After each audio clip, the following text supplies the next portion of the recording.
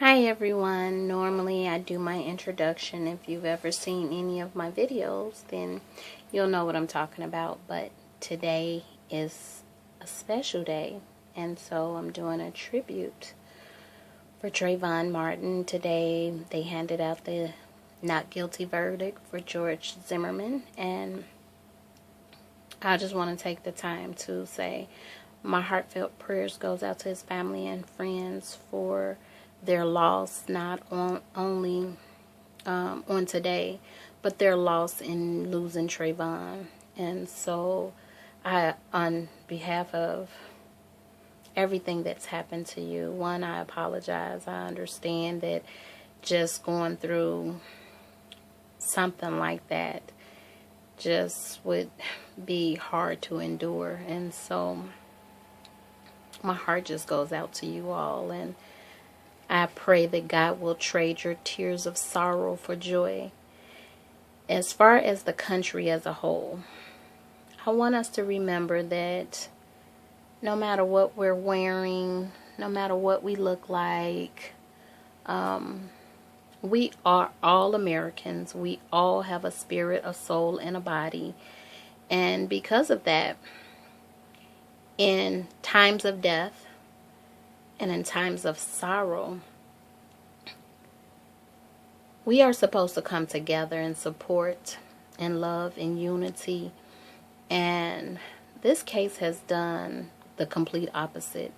I mean, just walk into a room and mention the Trayvon Martin case, and you will find out real quick which side people are on. And if you're not on their side, they are not very tolerant. And it doesn't matter if you felt like he should have been found guilty or not guilty. People definitely had a side that they were on. Dr. Martin Luther King literally spent his life teaching us that violence doesn't affect change. So going out and hurting George Zimmerman and some of the other things that I have heard is not going to stop the cycle. It's not going to affect the change that we needed to affect. But your voice can make a difference. We live in a democracy, and that means that your voice counts. Your voice is your vote. If you don't like the way something is being done, then use your voice and speak up. Call your local political leaders, and they all have phones. Nowadays they have email, so send them an email.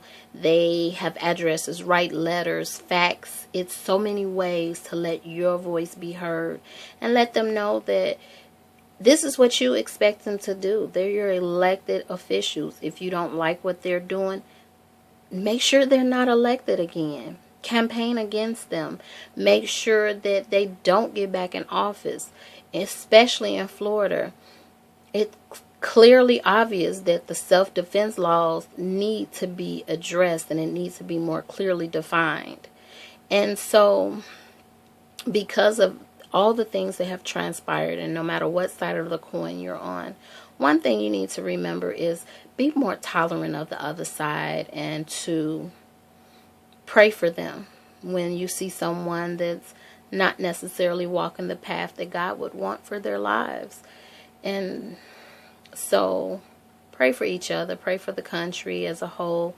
Look within yourself to see what you can do to be a better you.